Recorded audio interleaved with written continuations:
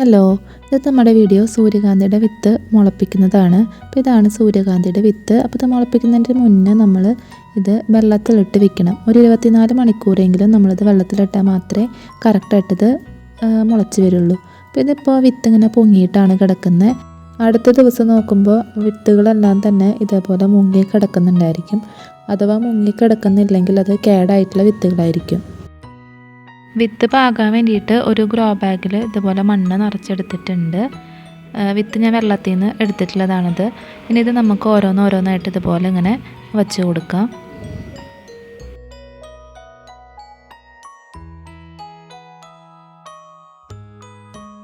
ഇനി വിത്തിൻ്റെ മുകളിലോട്ട് ഇതുപോലെ മണ്ണിട്ട് കൊടുക്കാം.